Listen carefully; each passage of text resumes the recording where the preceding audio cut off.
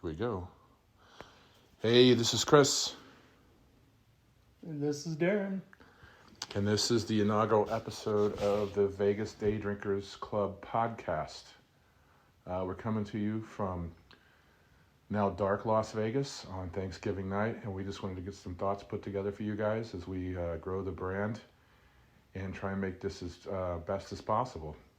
So, a little about me first. My name's Chris Sines. I've lived in Las Vegas for 21 years. I've bartended the majority of the years out here. Some of you in the group know me, like me, and perhaps trust me. And this is an idea that was kind of the foundation of one of the videos I made recently where I talked to the Palmer brothers, John and Chris, about their time in Orlando, about a gentleman down there that's done it similarly for fans. Just check it, just to make sure. I'm sorry, we're going to have to edit. The fans of Disney Day Drinkers Club, which has grown exponentially in the 4 years of its existence. So that is my model. The manifesto is Sip, Socialize, Shine. I'm going to put swag together. We're going to do events. We're going to evolve. So we'll take suggestions too. But I think that the world needs people out there still, and not necessarily to be gluttons for drinking, but libations bring people together and allows us to be human. And I think that's a good thing. So I'm going to let Darren say a few words for a moment, and then I'll be right back. All right, my name's Darren Benjamin. I'm Chris's partner in crime, you might say. I've lived in Las Vegas. Consigliere. There you go. I've lived in Las Vegas for 24 years. Been bartending for 31 years, since 21. Remember the day I got offered the job, the daytime bartender, day drinking, hence day drinking. Daytime bartender came in drunk, and the manager's like, "Hey, you wanted to bartend, right?" And bartender was born that day. Anyway, I've 24 years in Vegas. Worked at the Westgate, well now Westgate was the Hilton back then. Worked at McMullen's Irish Pub for many years, now currently working at the airport. I'd also like to add that the day drinking thing you were just previously talking about, I think, since, social aspect of our lives has decreased, like for a long time everybody went to church on Sundays, and now not as many people are doing that. So I think it's good to have these kind of social things, get people talking, have groups get together and do more fun things. So anyway, that's my story. My jams. Okay, so obviously everybody has a podcast already, and so what the hell are we doing? Well, why not try? Because, Macy Gray, we try. I'm not going to say it's going to be the most truly unique thing you've ever heard. I mean, obviously there's other quote-unquote influencers out there. I don't think we're trying to be influencers. We're just trying to utilize our more than 40 years of experience bartending in Las Vegas. We want to create those experiences that you might not have or be able to have. The things that we love doing, we want to be able to bring to more and more people. We know there exists, not Vegas, the podcast gentleman Steven. We know there's Vegas Starfish. We know there's Jacob in Vegas. We know there's Lip Smack and Foodie Tours. And we encourage all of those people because they've created their own little niche. And I think that we have our own unique voices also. So for what I can promise you won't be truly unique, it will be heartfelt. It will come with a collection of our experience, and we will be here in the Vegas Valley on the street in the trenches. So I've kind of formatted a template of how we want to structure we're probably going to try and do this once a week. Obviously we're going into the holidays, so that might be a little difficult, but if we have a goal and we have a crosshair and we have a target, it's easier to work towards too. Darren has been trying to encourage me to do this for several years, and I'm the asshole for not trying it. I've been saying you should be doing bar crawls for years. Yeah, and sometimes if I'm on bars too much, I truly end up crawling. I've witnessed it. Yeah, so next subset of what we want to do every week is what's going on in Vegas this weekend. We're coming out of a nice Thanksgiving holiday. It's a long weekend. It's a slow weekend in Vegas per se because obviously a lot of people are away with their families. As at one point, I think it was only 6% of Las Vegas residents were originally from here. Now, as the 2 decades that I've been here have commenced, I'm sure that percentage has gone up, but I don't have the Chamber of Commerce information in front of me right now. But let's talk. Just like it. I know. I'm sorry. I'll, like I said, we'll get more fluid and I'll get AI more enveloped into this as quickly as possible. But this weekend we do have some events. You have some sports obviously going on. The Vegas Golden Knights are back in town after a long away stand. Obviously they were trying to keep them out of T-Mobile last weekend with everything that was Formula One. So they have games tomorrow on Friday. They have games Saturday and next Tuesday. So in a relatively short amount of time. VGK, who are doing quite well this year, lost one in a shootout last night against the Avalanche, are back in the Fortress. You also have the closeout game at the Fremont Cannon, the 50th Battle of the Fremont Cannon between UNLV and UNR Saturday night at Allegiant Stadium. So this is the regular season finale for both teams.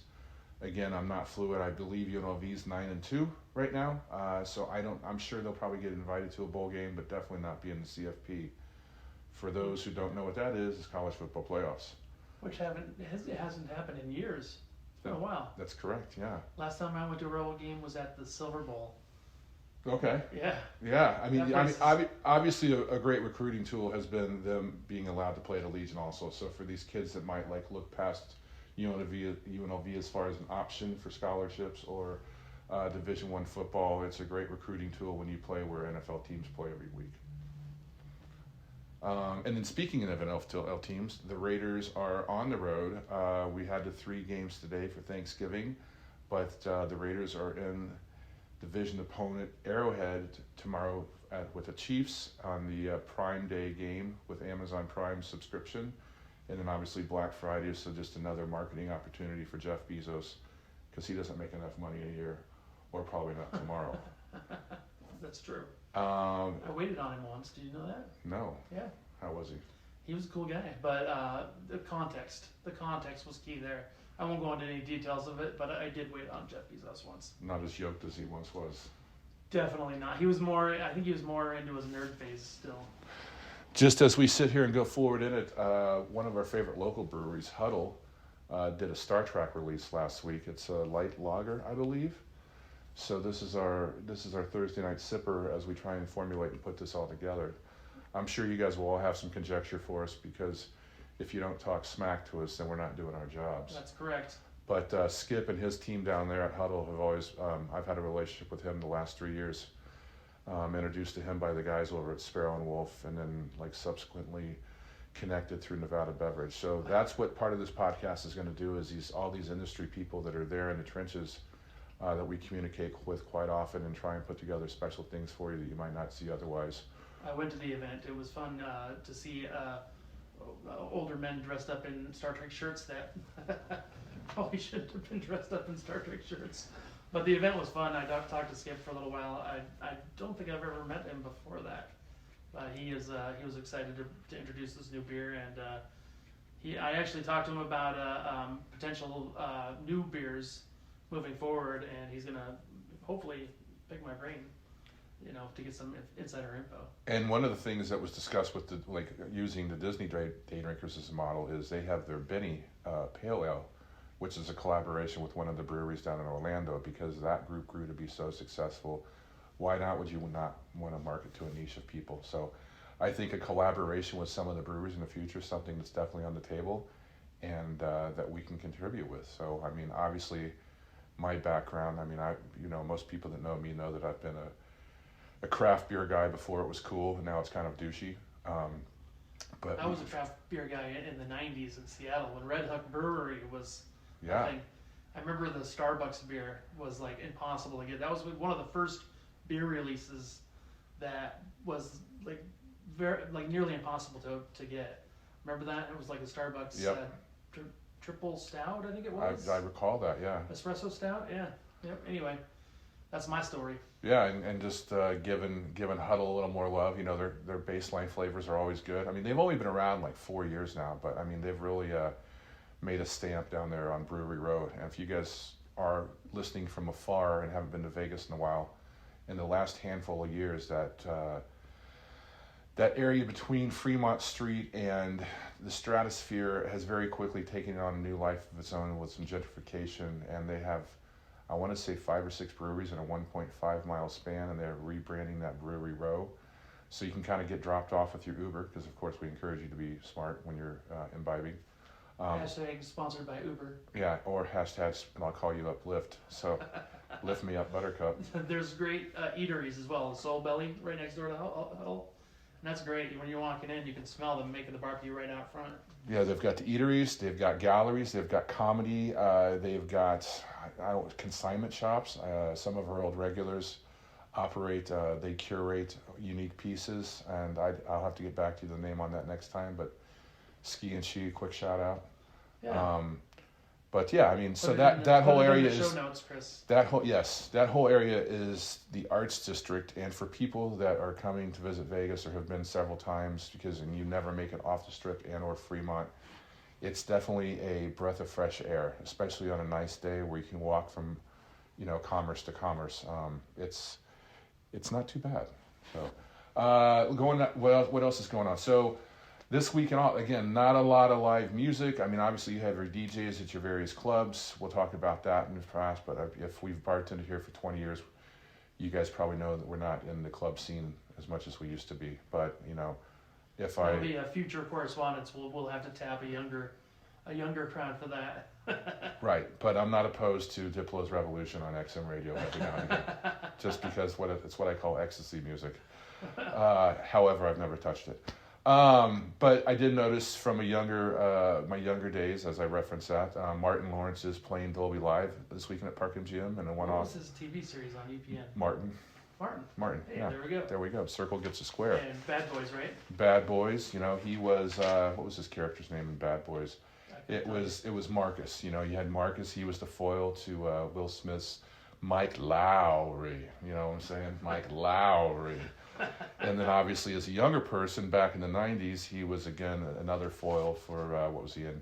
Boomerang with Eddie Murphy and David Alan Grier. I think there was one summer where I probably took 14 different dates to see that 14 different times. I love that movie. That's great. Yeah. I saw on social media somebody posting about Boomerang the other day, and they're like, that's my go-to. Yeah. I love that movie. Yeah, I always remember Eartha Kitt when she was still alive going, Marcus. Oh, Eartha Kitt. Yes. Eartha Kitt, yeah. Yzma on Emperor's New Groove for the Disney fans out there. There we go. And, of course, Catwoman. Yes, original yeah. 1966 Batman. Bat Dance. I'm sure that our individual appreciations of what we like in life will be revealed over these episodes in the coming weeks, months, and years. If you don't know us already, but we'll try and keep it interesting. What else? Talked about that. Again, not a lot of live music. Not saying there's not some. Let's take it into the spotlight on Vegas, like one of the talking points of the week. This is subset number 3 as we move forward. We're going to have a lot of ums and ifs, and I'm sure in post we'll clean some of it up, but, fail forward. That's what I say. So I was watching another vlog on YouTube, as I do, because every week before I go to the bar, I have my talking points. I usually kind of peruse some things that I won't say lowest common denominator, but most common denominator talking points. So of course I'm gonna look up sports, what's happening in town, who's playing the Sphere, etc. I was watching Jacob's Life in Vegas, or whatever his title is, and he was saying that for the first time since the pandemic, 3 consecutive months in a row, what would that be? August, September, October, gaming revenue on the Strip was down. So for the first time since the pandemic. Obviously the pandemic is what it was, but it's kind of a telltale sign, don't you think, Darren? Well, we were, when we were doing the show notes, I was telling you, it's simple for me. It's the 48 states have now legalized gambling, so you have Indian reservation casinos all over the country, and they are now providing premium experiences.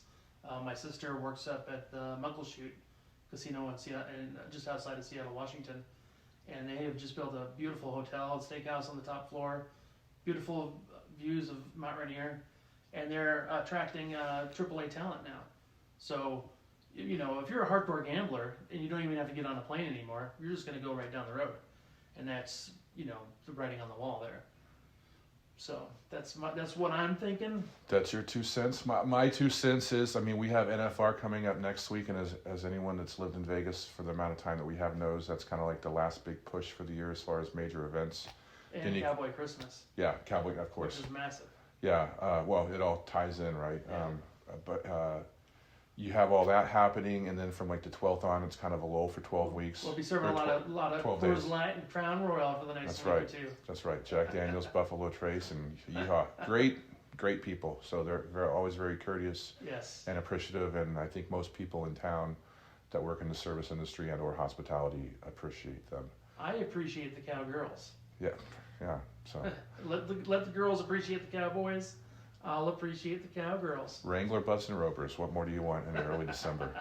But post that, I mean, for about 12 days there, it's a lull, and it doesn't start picking up again until after Christmas when you get to New Year's Eve and whatnot and CES. But I think that, those we've felt it on the Strip. You felt it in the local bars. I work at the airport. We've seen it in passenger counts like the last few months, and I think it goes to a bigger thing. It was an election year. I think that plays a big part in it too, because I've been here a long time, and every election year, everybody kind of just freezes, and like it affects people in different ways. And I think they think there's going to be major changes or something. Really, nothing ever really happens. We can talk about interest rates, we can talk about inflation, but I think people are just looking at their pocketbooks. And to Darren's point about other, states having legalized gambling now, you also got to think about the value proposition. I mean, Vegas has become, as we built it, a town where you can come and have a good time. We always talk about the mob versus the corporations, and now it seems like every corner you take it is a real shakedown. And I think people out there are voting with their wallets, and still want to come, but not coming as much. So maybe the person that visited 3 or 4 times a year is maybe only coming, 1 time a year now. And that's compounding to me because, that doesn't just for the one person, but if, the 55 million people that are going to come through these gates this year, it only becomes 50 million. That adds up. Yep. On a different note, though, positively, perhaps, at least some of the local casinos are now looking too at if, and going forward, we're not going to make this a really politicized podcast, but they are doing some hard number counts if truly the no tax on tips does go into effect in the new administration after the new year. What would that mean to the local economy? And Fertitta was saying that they believe it would be about approximately $200 million a year that would be injected into the local economy. I don't think that's going to really happen, but we shall see. Yeah, that'll be a big we shall see. Yeah, so every week we're going to do a little highlight. We already gave a little shout out to Huddle Brewing, and then where we've been hanging for the week. Yeah, all week long. We haven't left. In fact, we're in the bathroom right now. But circle back around to like 3 VGK games coming up very quickly. A place that we both always like to have gone. Our friends work there. Adjacent to T-Mobile is Bavette's Inside Park MGM. It's a Chicago-style steakhouse. I always describe it as for a very nondescript door that's on the back of the casino floor with no big pomp or circumstance. You walk in and a few short steps are transfixed into a culture 100 years ago. Beautiful dark woods. The room's fantastic. I find it fantastic when you walk in there because your eyes have to adjust for about 5 minutes before you can actually take anything in. Yes. Yeah, and then as they adjust, you see this, like you just said, rich woods, not candlelight, but very dim lights. Yeah, and fantastic woodworking, craftsmanship, like subtle music, like jazz, instrumental. It's not SDK. SDK has their points in the world too. You have the clamor of a dining room crowd, the excitement of eating fantastic food. You can get a dish by yourself, or you can obviously, sometimes we just like to share. Like I know I like the steak tartare and then the prime rib beef sandwich. We always start with a fresh, warm basket of bread with salted butter. It's fantastic. Know several guys that we've served through the years down there. You have Garth, you have You Dennis. have Dennis. You have James. And one of those cocktails. Yeah. Can I get a Jaeger? Yeah. One of those cocktails that always pulls me in, and they all know how to make it, but seemingly Dennis does it the best, is their double shook wet and dry whiskey sour. So this is not made with finest call, folks. This is a traditional egg and craft cocktail 101. So they don't really prominently feature that on the menu, but he knows how to make it, and it's a good one to taste. When they make their sour, do they use lemon, lime, orange, or just I think it's lemon? just lemon. So Egg white. egg white, yeah. Do you remember? I'm old school Vegas, so do you remember when it was Houdini's Steakhouse? Back before it was Bavette's. I forgot the name of it, but obviously when they went through their remodel, yeah. Yeah. So when it was Monte Carlo, it was Houdini's, and the bar was called Blackstone. That's right. Blackstones, and they're both very successful magicians in their day. Shout out to Lance Burton, wherever you're at. Yeah. So, I mean, man, that building's changed a lot too, hasn't it?